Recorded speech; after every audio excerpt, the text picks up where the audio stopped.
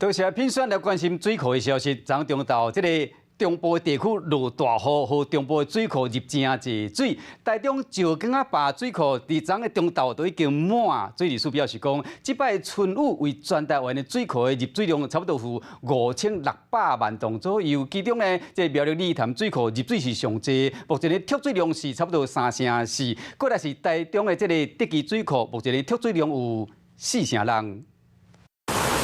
昨落上重的春雨，大雨龙倒伫咧中部地区，嘛互翠达正过水库进真侪水回来。气象局统计，昨累积雨量，苗栗县泰安乡道420毫米，台中市外埔区251毫米，彰化县福音乡毛215毫米，拢达到大雨顶级。啊，那落雨过石冈坝水库，昨中昼就满库。苗栗的鲤鱼潭水库，它的降雨最丰沛。大概可以有1200万吨水量的进账。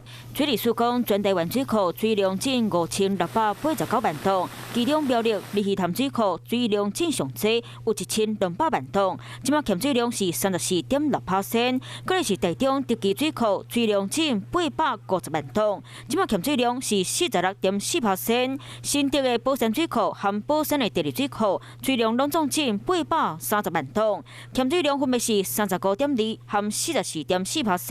啊，南投日月潭水库是仅249万吨，欠水量来到60.5%。本波降雨状况已解除。那各水库的进账有限。发电厂讲，虽然这波落雨，和水库带来水量，不过即马也是大水期，会有民众嘛是较欠的用水。嗨，我是庄宇杰，想要看到更多的新闻内容吗？赶快订阅华视新闻的 YouTube 频道，并且开启小铃铛，跟着宇杰一起看新闻吧。